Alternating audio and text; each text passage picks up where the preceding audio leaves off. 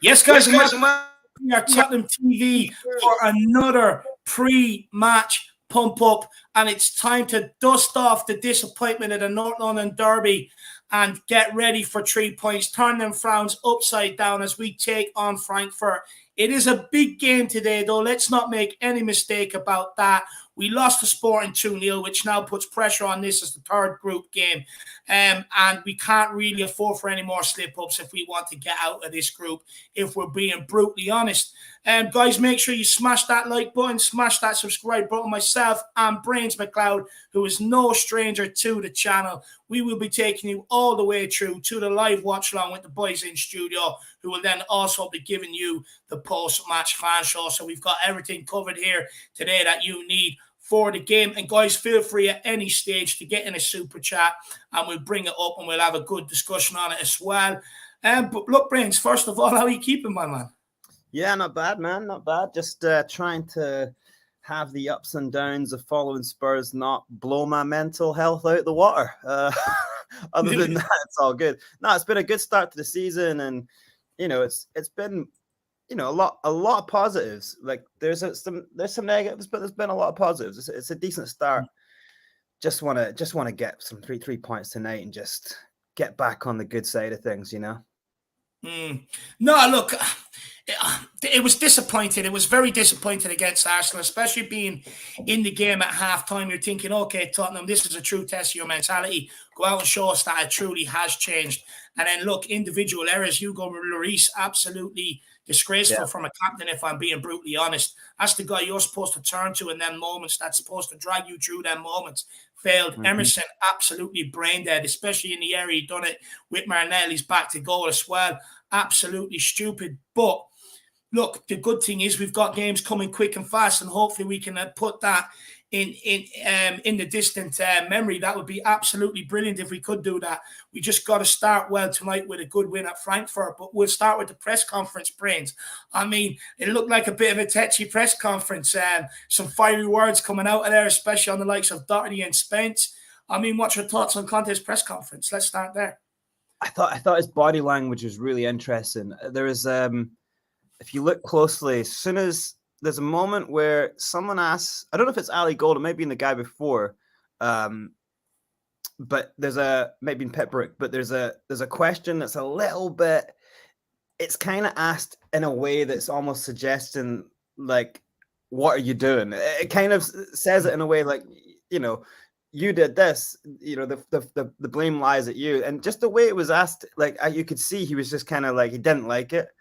And he was just, he switched, you know, and he kind of went, and then he started saying the kind of things like, I'm not stupid, you know, like I know what I'm doing. You would think after all the things I've won, you know, when he kind of like snapped quite quick and he was like, fans are going to be fans, you know, which I think what his translation was, I think he said fans should just be fans, but I think he means fans are going to be fans, you know, that they're just going to have to be patient. But he did look a little bit shook, you know, look a little bit annoyed that he was being questioned so early in the season. Do you know what, though? I think he was, and I think he's pissed off as well, because every press conference he gets asked about the likes of Matt Doherty, Spence, and I've sat here, I've told people before, Doherty is not as good as you think this guy is, and even until Who thinks Doherty is good? I hear it an awful lot. Well, they think he's better than Emerson. Sorry, and I've been telling people. He's not. I go to the Aviva. I watch the Ireland games. He is nowhere. He's not as good as Emerson. He's worse defensively than Emerson, and he's not better going forward than Emerson. I know people don't like Emerson's crossing, but at least he puts them in the box. Doherty plays inside every single time, so I can actually understand his comments on the likes of Doherty, but also as well, like who. I get people have criticisms of Conte, but who are we to question them? We've got short-term memory losses as Spurs fans. Everyone questioned Jose Mourinho, and everything that he said in the documentary, everything that he said in the press, over the time when he was gone, rang true. It came home. Everything he said was right. And I said to people at the time, you're going to end up with Nuno, or you're going to end up with a manager that's very underwhelming. And the same people that put pressure on Jose Mourinho to be sacked cried when Nuno came in the door. So we've got to be very careful what we wish for. We have to remember, it's not even the guy's year anniversary. He's not even here a year. And and I guess what, he wins trophies, Tottenham don't. Who are we to question his team selections when he knows what's best? And I can understand his frustration. He's tried the nice way with Matt Doherty in the press. Look, he's coming off a long-term injury, blah, blah, blah. Maybe he's just not there yet. We'll see after the international break. Continues to get asked on it. So he's just, okay, I'll just put it to bed now. There's my answer. If we don't want to lose, he doesn't play, and it's that simple. With Spence, I think is a bit harsh, because here's a guy we haven't seen anything of yet. You know, we as fans can't even sit here and say he's not good enough because we haven't seen him. But his sister hasn't helped by coming out speaking in the press. I don't think Antonio Conte would take too kindly to that. But look, we've got issues, but I can understand his frustration. She's not going to be biased. You know, she's just telling her how it is. But I can understand Conte's frustration, though. You know, we have to understand, people have been questioning his tactics, his substitutions, everything he's done so far this season. And we just have to take a step back. We have to remember, this guy took us over when we were absolutely useless and got us top four with the same tactics that he's been employing this year. I think we're struggling to integrate the 6 new players that we brought in here. I think Conte is also struggling to integrate them in terms of what their best attributes are, how best they fit into his system, and maybe even struggling to pick his best 11 right now. I think that's where a lot of the fans, I think that's where you're seeing, I think you're actually seeing the reflection of that on the pitch. And then in terms that then makes the fans very, very frustrated. But Conte also alluded to something very interesting in his press conference when he spoke about basically our front line. And this is something I've also been saying, that we have not been using the ball as much as well as we were last year going forward. And Conte also alluded to it. He said, look, the way we're playing it on is fine. We're beating the press. We're getting the ball into the forward areas, but they're not killing teams like they did last season. Yeah. And I think that's where a lot of frustration comes in as well. We know ourselves, the front line aren't using as the ball as well as they were last year. But I also think it's down to the constant chopping and changing of personnel up in that front line. Last season, we played Kane, Son, and Kulu. They all knew their roles. They all knew what each other's movements were, where they'd be looking for the ball, etc., etc. And we got the rewards from it. This year, we got Richarlison in. And even us fans, we've been so quick to call for him to be put in the team. And we're playing Richarlison, for me, out of position. He's not left or right. He's a guy that through the middle. Get the ball out wide, get it in the box, let him go and score goals. So I think I like Conte's press conference. There has to be some home truths told around this club. I know the players don't like it, and we know the fans don't like it because Jose tried it. But at the end of the day, it's reality.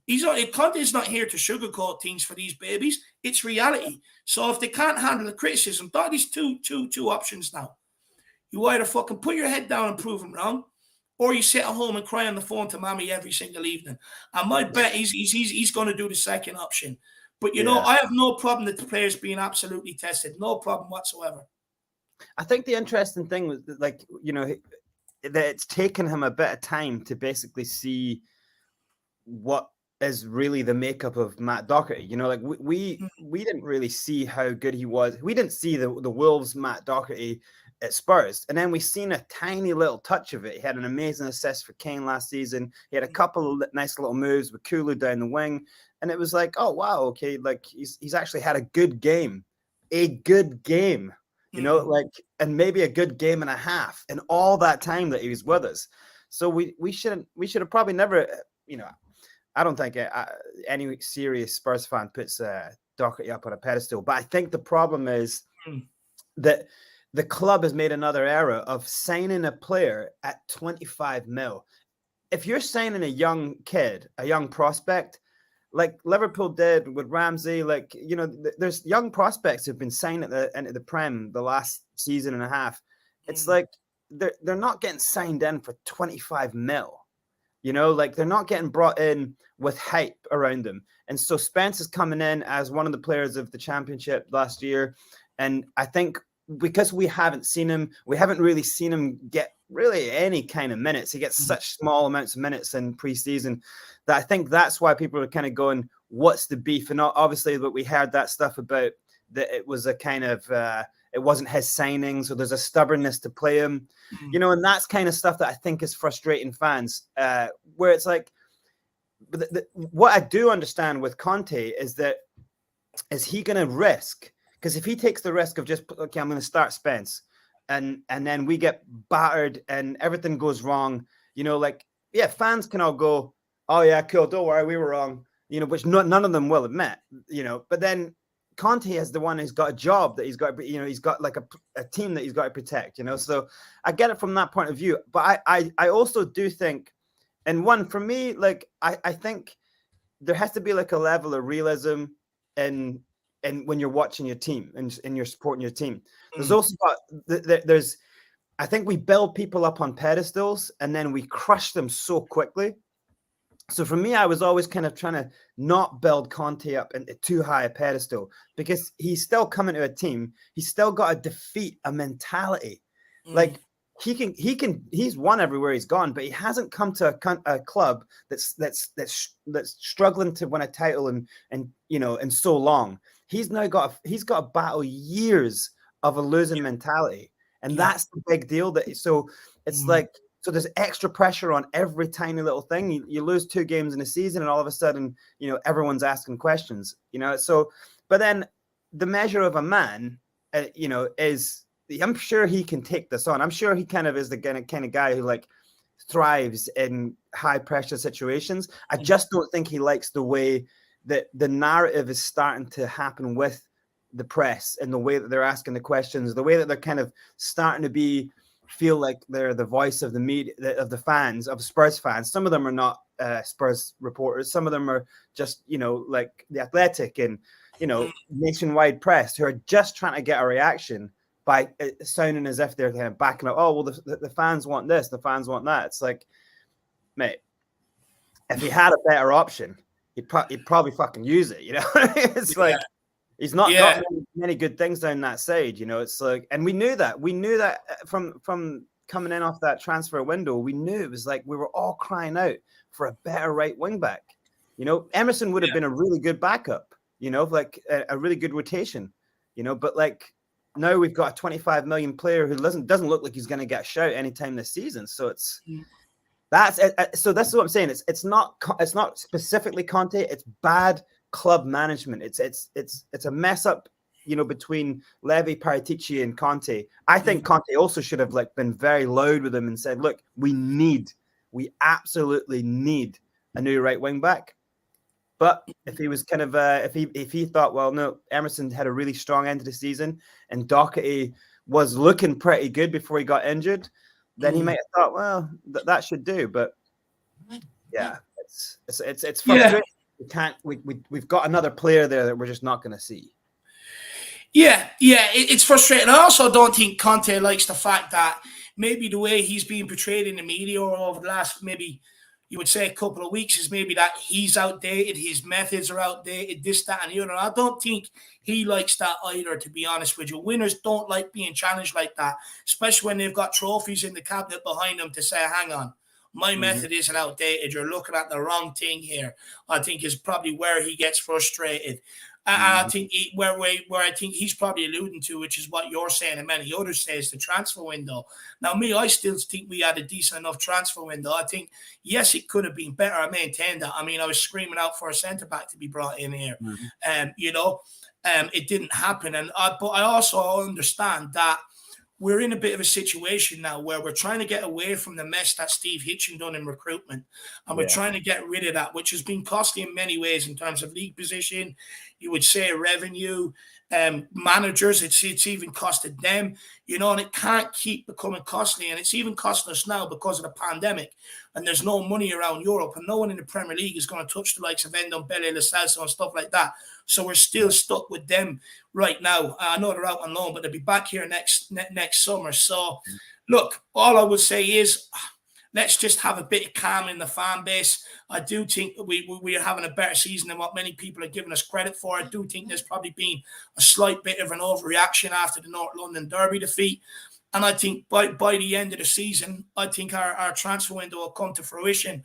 And the reason why I think that as well, you have to remember is last January, everyone realised the window, but the two players we brought in here of real quality and were enough to get us top four. So hopefully the transfer window will come to fruition again, but time will tell. We'll have to wait and see. But look, let's get into the game today. Just quickly, the lineups are out, and I'll bring Shawnee in as well.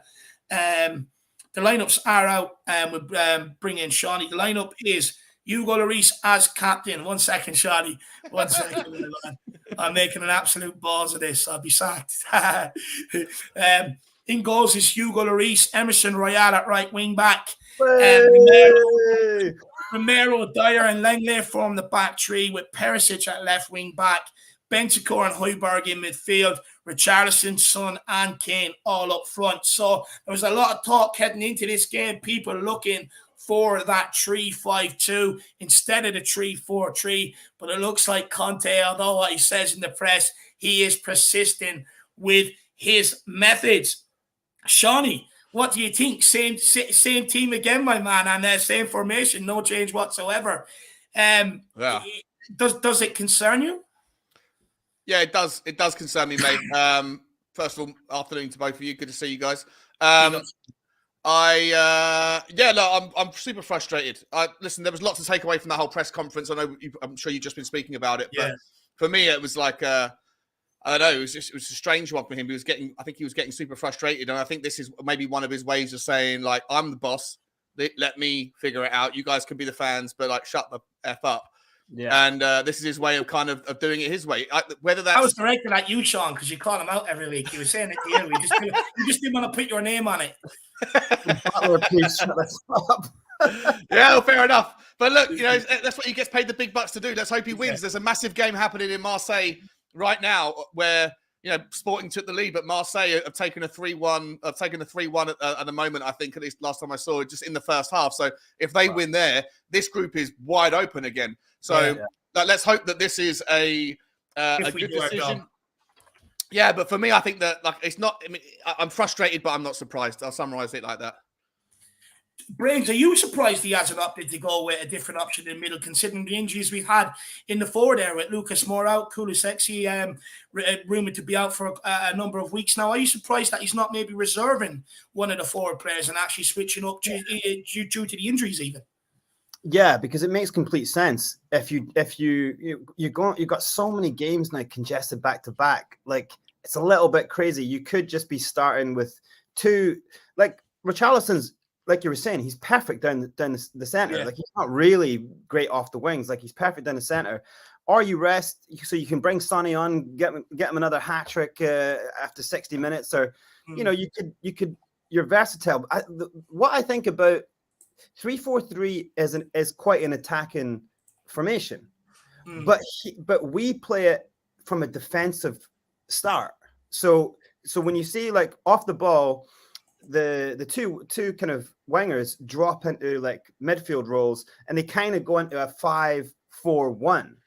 And so that's a really, so like he did it perfectly and it worked to an absolute T against Man City. Like you can make a team unpenetrable if you play, but it takes incredible discipline to pull that off. And then the transitions in attack are a little bit harder because everyone comes from deeper sets, you know, and there's different routes and angles. So we are really good at that because when Bentancur gets on the ball in his position and Højbjerg, they do create and pass through the lanes really well. But I just think this season, from what I've seen, when we do fall into that 5-4, it's getting out isn't working.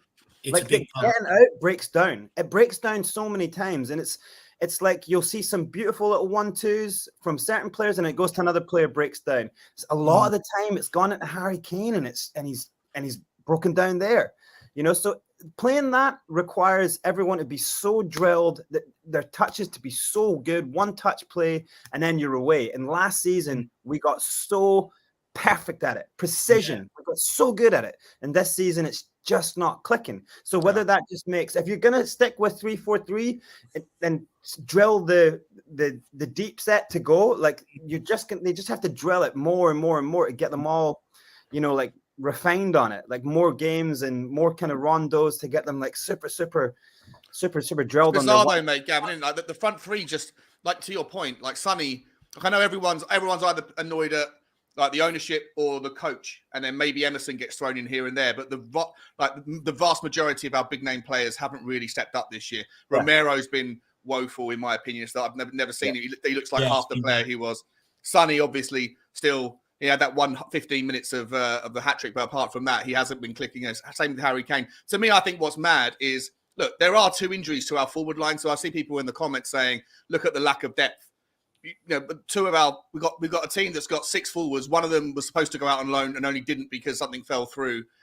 And 2 of them are out injured, right? So if you only have 3 recognised forwards, to play all 3 recognised forwards, and then also use your guy at the left wing back, who hasn't been playing very well defensively, who could be the person who could come off the bench if you needed a forward momentum shift. You could play Sessegnon tonight. You could have Perisic on the bench. And I wouldn't be against, like, you can make the argument to drop Perisic anyway, because his form against Arsenal was shocking. And you know, defensively, he's been pretty woeful. So for me, like, having Perisic off the bench at least gives you something to go to.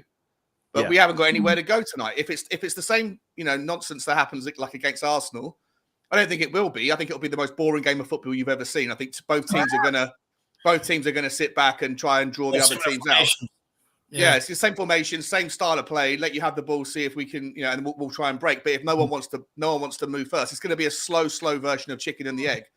But if it didn't work out, you could at least move and put Perisic on the pitch and give us something different. But you can't really do that if you've already got him on the pitch, and he hasn't got the legs to go 90 minutes or go 60 minutes and then push him into a forward role and ask him to go again. So for me, I scratch my head a little bit and think that there's no plan B here. I think with Perisic, I think he's going to start regardless. He just is better than Sessegnon. He just is. All round, I think he's better than Perisic or better than Sessegnon. So I can understand that. But for me, it's the Richarlison one. The link-up play is just not there. Kulu runs the channels, gives us options. Kulu is strong, can hold up the ball, get us up the field, bring other people in. And he's also got a wand of a left foot where he can get shots off. He can get them beautiful back post curling crosses in. And he creates chances for us. Richarlison is not creating chances for us. And I know we're playing a little bit different this year. Instead of asking Sonny to be the one running in behind, they're now asking Kane to be the one furthest up forward, which I also don't mind, because last people we questioned, do we have a plan B outside of Harry Kane? We didn't. So we have to be able to try out different things as well. But look, I want to see Richarlison actually link up today. I want to see him create stuff. I want to see him get his foot on the ball, hold it up at times instead of constantly trying these flicks. There's nothing we can do about it. The guy's starting, but I want to see a better performance from the guy. But we've a couple of super chats to get through, and then we'll talk about our away form and what you want to see from Tottenham tonight. Brandon Troller says Doherty equals beautiful Irish butterfly, not footballer. No, look, I'll give it to him. I think the guy's got probably the slickest hair and beard line in the business, but that doesn't make a footballer. That's good for magazines and front covers. It's not good on the football pitch. So, look, just because he's Irish, I'm not going to sit here and defend him. The guy's had 6 good games in a Tottenham jersey, and we're all clapping hands about him, wanting him to play. He's not as good as people tell him he is, or as people think he is. Brandon Troller says, is it just me, or does Emerson get on the ball way more than Perisic? Makes no sense, especially since Perisic doesn't seem to get onto the end of it. I mean, interesting point. I mean, from your observations, what do you think? There's more space on the right-hand side, right? Because we're so predictable. The opposition overload the left, because the only danger men we have on the width is going to come down the left-hand side, especially when Decky's not there. It was especially the same when Sanchez was in instead of Romero. Even though since Romero's come back, he hasn't been any better. But when Emerson's on the right-hand side, they can give us a third of the pitch. Like, there could be nobody out there, and his first touch will still be woeful, and he'll run into no man's land. And eventually, like, he's got one good cross in him out of every 12 that he puts in the box. And usually there's no one on the box anyway. Even if it is a good cross, there's no one there on the end of it. So the reason why Emerson gets on the ball more is because the opposition overload the left-hand side, or their right, our left, when we haven't got the ball, or when we have got the ball. Sorry. Yeah. They are, Brandon. Simple answer, my man. Absolute simple answer. Well said, Shawnee. Big up, Brandon. Really appreciate the support, my man. Adrian Chia, he says 3-4-3 may work in Europe because low intensity. I see where you're coming from, but it did not help us against Sporting. In fact, the low intensity it got worse and worse as the game went on, and ultimately is what cost us the 2 quick goals at the end, because it was that low intensity. We were snoring at the back. We fell asleep. Hugo makes a save. We want to dance around him, high-five him, blow him kisses and everything else, instead of Hugo turning around and saying, look, loser, he skinned you. Fucking wake up, get rid of the ball, clear this, and let's get out of here with a result. It didn't happen. So, look, I don't think the low intensity actually suits us, because we will switch off, my man. Yeah. I'm not sure about that. And plus, Sporting, look, if we're being brutally honest, we should be beating a team like Sporting, and they were better than us on the night. So I'm not sure it does suit us, Adrian. And then we have this from Savatalk Spurs. He says, lads, please, can we start being honest? Look, what I will say is, it's not about someone being dishonest or honest. It's about people just seeing football through different lenses. Everyone sees football a bit differently. So it's not about being honest or being dishonest. Everyone just has their own opinions. But he also says, look at that match and now tell me I wasn't right about our dreadful window. Basuma and Spence nowhere to be seen. It's Spursy. P.S. Perisic can't defend. But Brains, we'll let you in on this one, and then Shawnee's nodding his head so he can also have a retort. No, I don't think it's. Look, Perisic hasn't been, the best, like, defending left wing back, but he is an attacking wing back. Like, he is very attacking. Like, his thing is put him in. If the ball, like with Arsenal, I think 2 different times, if Son had put just the right pass through, and then Richarlison, the passes to him were just really bad. His runs were perfectly timed, and they put these really dreadful passes in. If those passes were put through at the right pace, he could have got goals there. So I think he makes all the right moves. I think he gets in the right places. He's got assists already. He can put the ball anywhere in the box. He's really good at crossing. Yeah, he's not the world's best defensive left back. So I don't think you can really criticize that too much. Basuma, I think we just haven't seen him enough. I'm not sure if I fully buy the whole struggling to adapt. Yeah, sure. If you're taking a player who's played at Brighton in a 3 in the midfield for a long time, and then throwing him into a team that plays with 2 and a double pivot, that's going to take a little bit of time to get used to, especially as he would move around that 3. And when you're in that 3, it's a different kind of space management. Like the double pivot is the 2 back, or is there going to be a double pivot on the attack? Who's going to be the cam? So there's a lot of different things going on there. So no criticism at all on Basuma. We haven't seen what he can bring yet. I loved what he did when we actually went into that 3 against Leicester.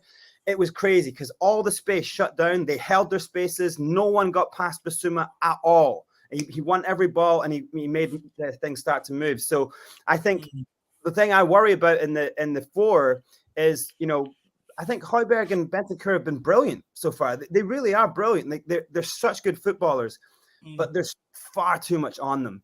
Like you can see there's just far too much on them. Like in the last game, Højbjerg was helping defend. He was like sitting deep in kind of defensive roles. He was bringing the ball out. Bentancur is trying to make all of the link play happen across the midfield, not just on one side. At one point, Bentancur is pressing. He's the only person in the team pressing. And you're thinking he's got too much responsibility.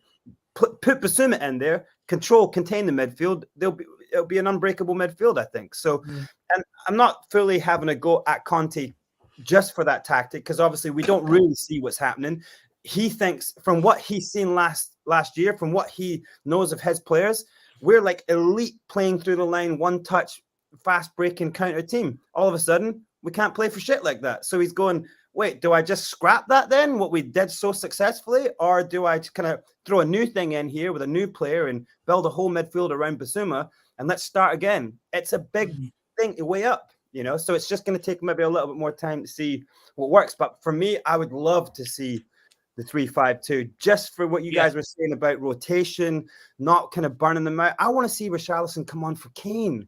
I don't want to see Kane playing every single minute of every game and burning out, because he already looks at times that he's starting to have that kind of slightly heavy-shouldered burnout look about him, So those are kind of my concerns. But yeah, again, to say that what you were saying as well, like everyone's got different forms of opinion. I came out of that window thinking at first, like, oh, wow, we've got some great players there. But then you never know how they're going to adapt. I still wanted a centre-back, still wanted a wing-back, still wanted a cam. But, you can't always get what you want, Yeah, spot on. Shawnee, anything you want to say to Sava, my man? Yeah, I feel like, I think that the reality is that the bench looks a lot stronger if we don't have two injuries to two key players in Lucas Moura and Decky. Right? If you have those players fit, then the bench looks far better because you don't necessarily have to have Decky on. You could, and then you have options. In terms of the dreadful window, like I tend to agree with Sava that as the window went on, it hasn't worked out, or it didn't look at the end as good as it. Yeah, anticlimax a little bit, but I'd also say that I think that some of the problems are because some of the players that we have signed that on paper look like they were going to be really good, for me, haven't worked out. Like Perisic, for me, I know he's got 4 assists, and I know that's a brilliant thing, and he does look really good going forward. But I still maintain, I think in no small part, and I'm building a data point to drop this because I think it's legit by the data. I think that in no small part, part of Sonny's form dipping has been because of Perisic being on the left-hand side with him. Like, I think that in every game that Sonny's looked poor, he's looked worse when Perisic is on the left than he has when Sessegnon's been next to him. And I think that players like Bissouma, that we all wanted Bissouma, there's like nobody, I don't know anybody in the Tottenham community that when we signed Bissouma wasn't like, wow, like that's a statement. But he hasn't been given any minutes yet. We've only seen him play in 2 games. One of them was West Ham, where he just was, but that's, sometimes you have an off day, and it just happened to be one of his first. Against Leicester, he came in and he was the difference. He looked like he controlled everything for the last half an hour of the game. So, like, part of the frustration with the window is, the bench is that the bench looks weaker than it is because we have injuries in the same position, which is always a nightmare. And the other thing is that we're just not seeing the best players that we bought being played correctly, or that are not playing enough, or not playing very well. So it's a little bit of column A, a little bit of column B. But I see where Sab's coming from.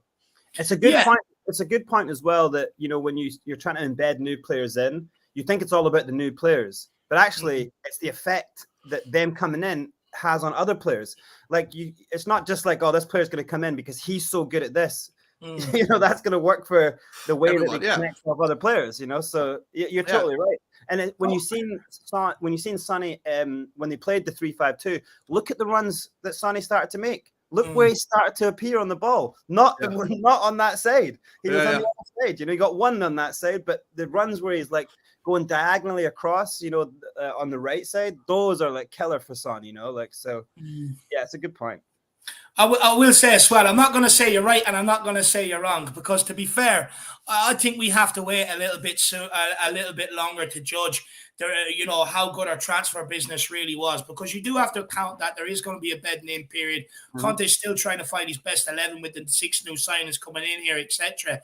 And plus, only a couple of weeks ago, I could have sat here and said, oh, I was right on the window. Look how good we're doing. You know what I mean? So I would say I would leave it a little bit longer, before we can really get a good grasp on the transfer window.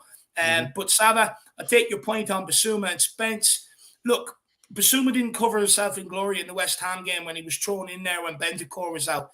Yeah. He did not cover himself in glory and did not, in my opinion, take his chance. So Conte is probably struggling to trust him again, just to throw him straight in there again. So I think that works both ways. And with Spence, so look, the kid for me, I think Conte is being very harsh on the kid. I think you're probably crushing his confidence before he's even put on a Spurs jersey, if I'm being brutally honest. And I would actually like to see him given a chance. Yeah. But look, if Conte said yesterday, we've got to trust him. So unfortunately, he's the manager of the club. There's nothing we can do about it. We've just got to trust him that he makes the correct decisions. And I know a lot of people are pissed off with Emerson coming in today. But look, hopefully I think we could all probably agree it's probably not the right choice. But at the end of the day, hopefully it does work out. And I think you probably can take that. Perisic should be on the right next week. And Session will be brought in on the left next week. You definitely won't see Doherty or Spence, that's for sure. But big ups. Either that, though.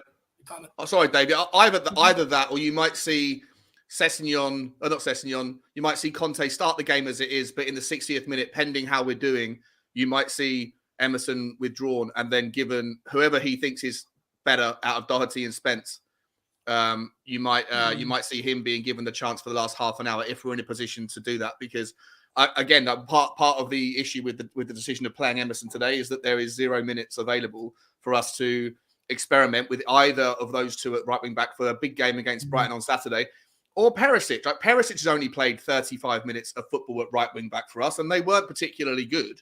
So. Like, whether or not you want to play, if he thinks Doherty's no good, if he thinks Spence, Doherty and Spence are both on the bench tonight, Shawnee. Yeah, so I think you're going to see. I personally hope that you're going to see one of them come on at the 60-minute mark and give them half an hour.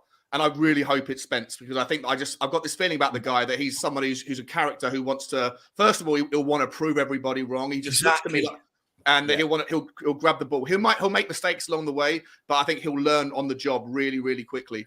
And, I'd love if he came on and like just get someone down the wing and like put it in the back and scored, because it would be like, if you could imagine being like young, that's one of them. Yeah, runs up to Conte in his face. Doubt me. Doubt me. It's so harsh on a young player. What's kind of weird for me in the way that these two, Emerson and Spence, are being dealt with is Conte, because like. When we go to the games and we're watching, I always like to kind of watch Conte just when Emerson gets the ball. I've stopped watching Emerson. I don't watch him I just watch Conte because it's amazing. It's its own little show. Yeah, it is. Yeah, he's mental at him. He loses his mind. He turns to his bench. He's moaning about him. It looks like he wants to pull him off every second, and yet he loves him. He loves him. He absolutely loves him. And in the press conference, he's like, one guy asks, but to make that tackle at that point there, the guy's kind of suggesting it's so dumb. And he goes, but he's a young boy. It's like, who else is a young boy? He's a young boy. He needs a chance. Like, you're killing that. You're right, Gavin. Like, there's a little bit of a dichotomy in the way that he defends some players when they're like abjectly and objectively don't deserve it. And then people like Spence, who the only positive thing I've ever heard him say about Spence is he's working hard in training. That's it. But I've heard him 5 or 6 times either ignore him out of the conversation altogether, say he's not his signing, or tell him he's not ready, or trust me, guys, I know what I'm doing. I don't want to lose. He's. For me, it almost seems like a bit of a dominatrix team going on here with, you may trying to make Spence surrender to him or something like that. But, what? I think you make a great point, and I was actually only saying this on my show. I think the difference between Doherty and Spence, with Doherty, I can actually accept Conte's thoughts on him because it's actually what I've been saying about the guy all along. Yeah. But as well, we already know what he can produce, which isn't much better than Emerson. But we don't know what Spence can produce. And a kid coming in who's young, hungry, has his full career ahead of him, wants to make a name for himself, and has a point to prove as well. That can do a lot for a player. That can do a hell of a lot for a player, and it can really push him on to a new level. So for me, I think it's harsh, and I would like to see him come in. But guys, we've 15 minutes until kickoff. It is brewing. So I tell everybody, get the hot dog buns ready. Get your mustard and your ketchup out, because it's Frankfurters for dinner today. I cannot wait. But guys, what do you want to see from Tottenham today, from that different from that North London derby? And plus, Brains, are you concerned about away form? Because I don't know if you know this, but we haven't won a European away game in 2 years since we bet that Austria team, Wolfsburger. And then in them away games, we've had Zagreb, a team you should be beating. Yeah. You've got Pacos de Ferreira, a team you should be beating. You've also got Vitesse, a team you should be beating. You've got NS Mora, which is the worst of the lot, another team you should be beating. We haven't won an away game in the last 2 years in Europe. Is that a concern from you today? And do you think it'll affect the players as well? Some of those names you called out, it wasn't even just a case of we should have been beating them. Mora, Vitesse, we should have been beating them by 5-6 goals to nil. If you look at the squads, what was Mora's team? The entire team was worth what we've spent for Spence. That's how crazy it is. And it's obviously hard to kind of it's like MMA maths. It doesn't quite work like that.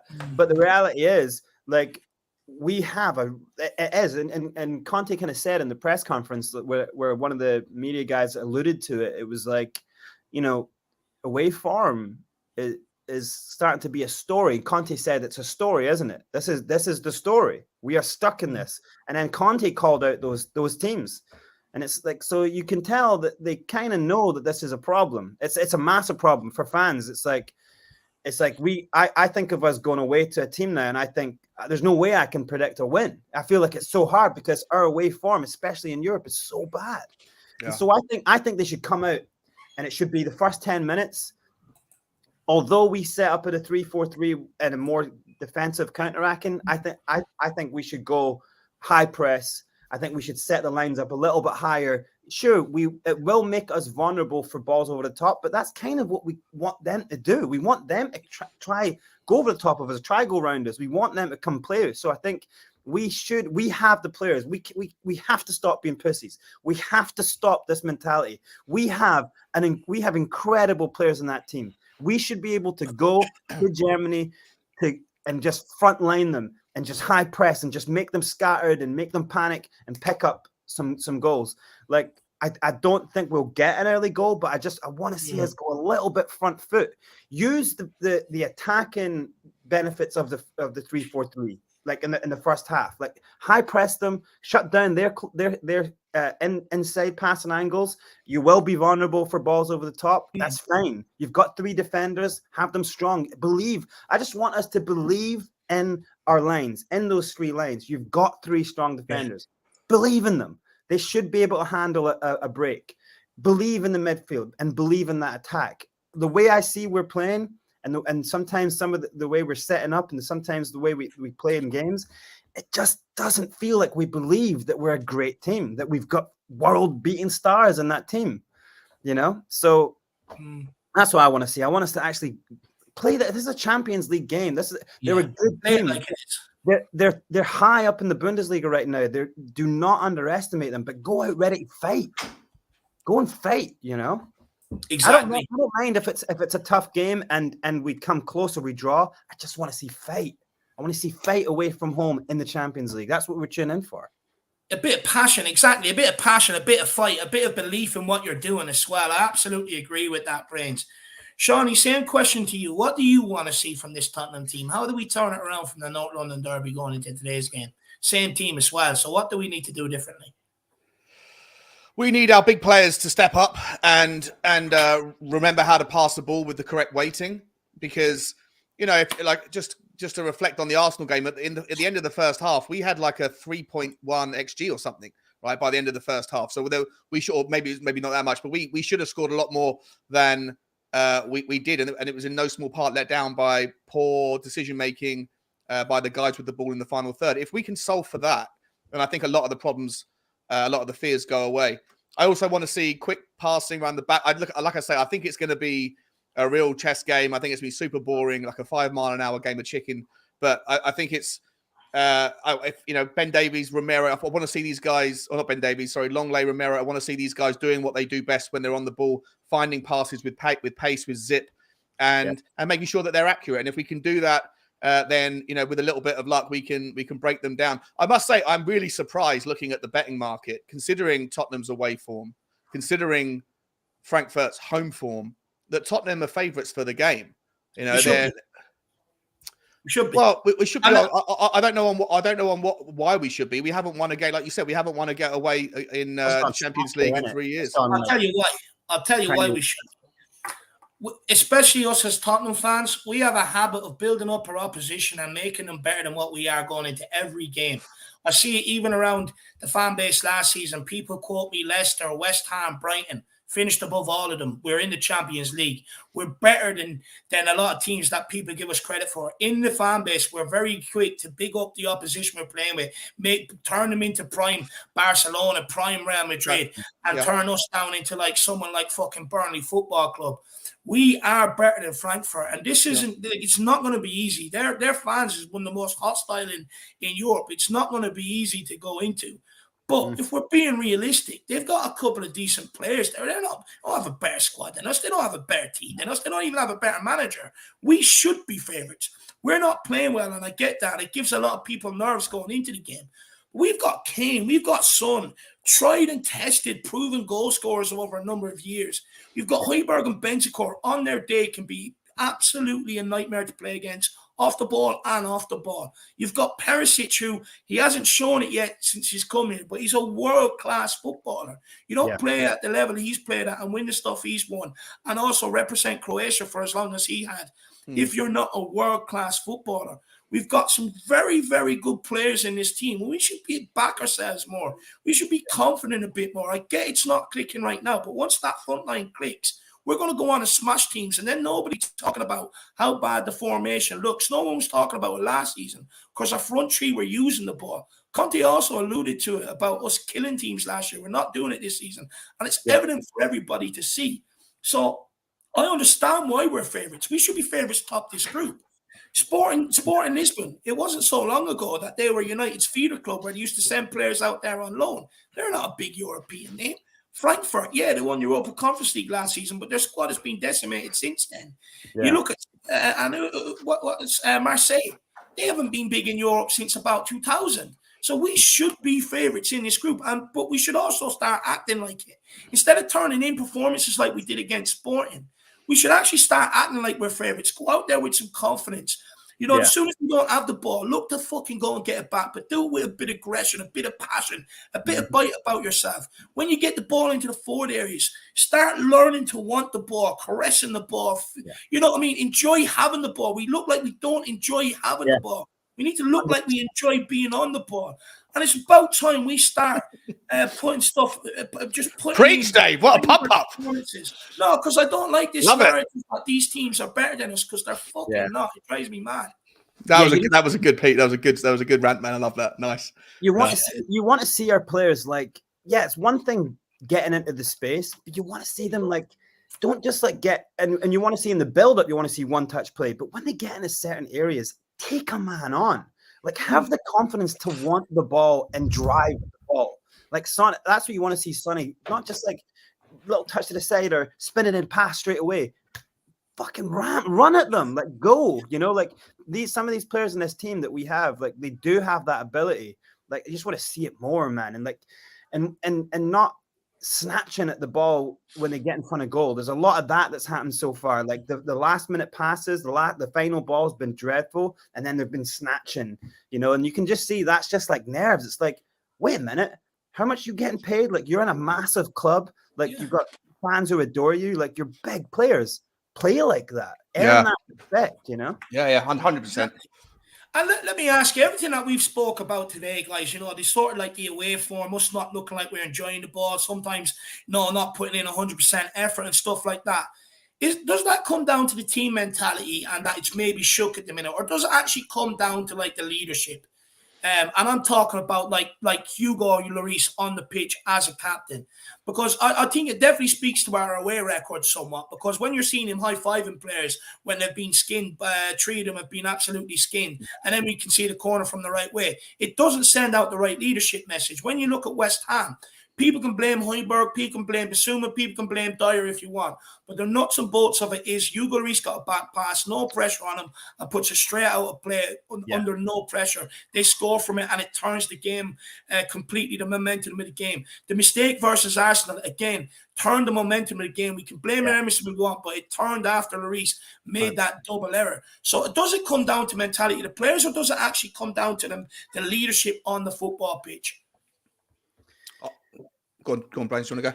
Yeah, I was just going to say, for me, like, your captain cannot be the one guy that when the ball's going anywhere near him, you're scared. Yeah. Like, that's someone you hide. That's not, I mean, fair enough. He pulls off he's a great reactionary goalkeeper. He makes incredible stops. Over, like, the last couple seasons, like, his touch and you can see his confidence when the ball comes near him. He panics. Yeah. And it makes us panic, and then that's a vicious circle. Because if it makes us panic, what does it make the defenders and everybody else playing with him feel? Of course. I mean, if I'm playing as a striker, I'm like, anytime I'm seeing the ball getting passed, I'm like rushing them, because he's just going to hit the ball out. Even if he's not going to make a mistake, he's not going to make anything good happen. So it's a real hole for us. So I think a great team does great things when they have great leaders in every layer of the team, so I think Højbjerg is a good leader. I think Kane's obviously a good leader, but then you start looking around, it's like, Dyer's kind of maybe a translator between people. Don't know if he's that good a leader. He has a good guy to have in the team, but I'd want stronger from the back. You'd want stronger in the midfield with Højbjerg. Like, I do think Bentancur can become something, but I think he's still, getting to grips with how many different roles. Højbjerg's the best leader on Højbjerg for me. That's my captain. Clear. Sure. 100% clear. And look, you know what? You can't expect. A lot of people in the community said that, and they were right. I think that we relied on Tottenham star players like Sonny and Kane too much last season. There wasn't enough coming from everywhere else. Those two have done it year after year after year, and we should respect that. Harry Kane, I don't think, is a vocal leader on the pitch. He leads by example. He's not. Yeah. Like Hugo Lloris, as much as he's a brilliant shot stopper, for all the reasons Brains McLeod said, he is, vulnerable to pressure, and you don't want that in a captain either. I like, again, Brains is right about Eric Dyer, brilliant at communication amongst, organisation, whatever. But I think you also need to correlate your leadership skills with your competency, and I don't think he's good enough. You need a captain to be one of the best players on the pitch and someone who's vocal. And for me, this season, when Harry Kane, despite him having 5 or 6 goals, he hasn't been at his normal level. Sonny certainly hasn't. And when you look around the team to find the players that have stepped up, that have really gone, okay, in lieu of them being off the ball, I'm going to step up and do my job even better or even more than I ever have done. There's only a couple of players that you can point to that have done that, and Højbjerg is 100% at the top of the list. So for me, the argument about the next season's captain, even if Lloris is still in the club, I think it has to be Pierre-Emile Højbjerg, unless somebody else comes in, who's an instant leader or whatever. But he's a leader. He's a leader of a player. He plays 100%. Like a leader. He takes responsibility. He'll do the nitty-gritty stuff. He'll do what he has to do. He screams at people. He screams at people. Hugo Lloris doesn't do it, and there's no excuse for it. You see Pickford at Everton do it every single week. A shot comes on his goal. He's out there bollocking people. Hugo Lloris doesn't do that. You need someone that is going to be vocal, and the captain doesn't always necessarily have to be the best player. You look down at some of the greatest captains in history. Roy Keane at Man United, nowhere near the best player, but an absolute solid leader. Would die in the trenches. But still a good player, though. You still got to be a good player. You can't be like a weak link in the team, but someone who's good at marshalling the rest of the team. Blank. You can't be someone who's got a mistake in him. You can't captain a team. Imagine that if Emerson was giving the armband tonight. That would be bad. But look, guys, I'm excited for tonight's game. Have we got everything off our chest? Are we going in pumped up, ready, expecting to win now, Brains? You done it again, dude. You done it again. I came in here feeling like this is going to be a proper depression, like a therapy session, and you got me feeling like, all right, cool. Let's go kill some Frankfurters. Let's kick them up. We've got a chance. We've got a chance. What's your score prediction, Brains? I'd be happy with 1-0, but I think if we come out firing, I think we can get 2-1 or 2-0. I thought you were going to say, yeah, I'm pumped up. 0-0. Imagine. I want to be so deflated. And just quickly, Brains, just quickly, maybe a follow-up question. If we don't see a good confidence performance today, if we keep seeing the same signs we've been seeing over the last sort of while, do we then have a cause for concern? I think so, because it's just these things are knock-on. My thing, what I was saying early through the performances of the season was that, yeah, we're getting results, but it's not clicking. And you got to call a spade a spade. It's just not been clicking. Mm-hmm. And so at some point, and it will, but it's just how long we leave it before it clicks. It's still kind of early doors, but you'd think now would be a perfect time. After losing that game, a perfect time for a little bit of a turnaround. Have a big win today and then go raging through the Prem, So that's kind of what I'm hoping for. Mm. Yeah, hopefully so. But I love the score prediction. At least it's positive anyway. I love that. I love that. Shawnee, what's your score prediction, man? Yeah, I think... And plug your channel as well when you're finished. Sure. I do think it's going to be a tough game. I don't think it's going to be a very exciting game, but I think we've got enough about us to get the job done. I think it'll be like a tight, maybe 1-0. I think 1-0 or 2-1, something like that. Let's not underestimate them, but I think if we can pull the strings and if we can get our big players just with a little bit more clearer thought when it comes to their final decision, then anything could happen tonight in the positives. Even if they don't, I still think we're good enough to get away with a 3 points. So I'll say a conservative 1-0. But if Harry Kane and Sonny and Richarlison can link up and play well, then I think we could go and put 3 past them. Yeah. And you guys can find me at Spurs Talk Show. Just Spurs Talk Show on YouTube, Twitter, and Instagram. I don't know why I said hashtag. Guys, everybody get over there. Check out Shawnee's channel. Smash that subscribe button. He's a good content creator, and he's a very good guy as well, and he has a lot of interesting things to say. So get over there and smash that subscribe button. Look, for me, they ship goals. No one's talking about that in the build up to this. They ship goals. They've already conceded 11 in Bundesliga so far.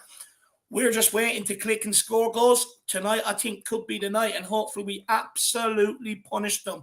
I think there's definitely going to be goals there for Kane. I think there's going to be goals there for Son. Be nice to see Richarlison nick one. But they also score goals. So on that basis, I'm going to go Tottenham 3, Frankfurt 1. I'm going to go Harry Kane at the brace, and I'm going to go Sonny with 1. I don't think we'll keep a clean sheet. I think we'll be undone by a set piece, or we'll be exposed again with a player running at a bit of skill, and he'll put it in the back of the net. I do expect us to start nervous, though. I really do. I know Conte and Lloris have called for, let's use the North London Derby defeat as motivation. Great. Where did I hear that before? After the Jose Mourinho won, and we went to Zagreb and got knocked out. So, instead of it's the truth. It's just the reality. So, and it's off the back of the Arsenal one, we end up doing something stupid in the Europa Conference League, I believe, as well. So, for me, I'm sick of these paper talks, and this is what I keep talking about. These players come out in the press after these disappointing defeats, thinking they're actually cheering me up. They're not. They're just adding more insult to injury and pissing me off. But instead of talking about what you're going to do in the next game, just produce it on the pitch, and you wouldn't have to take that time out in the press and talk about it. So I want to see us fucking live up to our words today. That's what I want to see. And guys, you can find me over at the Irish Hotspur. The link is here as well. If you want to get over there, smash that subscribe as well. That'd be awesome. Even if you don't like me, no problem. But support me with a subscribe anyway. That'd be absolutely awesome. And then Joricle's in the building. Big up to Jory. He says, love it, fellas. Great debate. Big up. Well, Jory, you're going to have to get in on one of these as well, my man. There's definitely space for you to hop in on one, so make sure you do. But, guys, I think we're going to end it there. It's less than half an hour towards kickoff. Everyone go and get the buns under the grill. Get ready for the Frankfurters. Get the beers out the fridge, and let's fucking enjoy this game. Put the dust of the North London Derby to hurt behind us, and let's go and get the win today. Come on, you Spurs. Come on, you Spurs. Trust. Come on!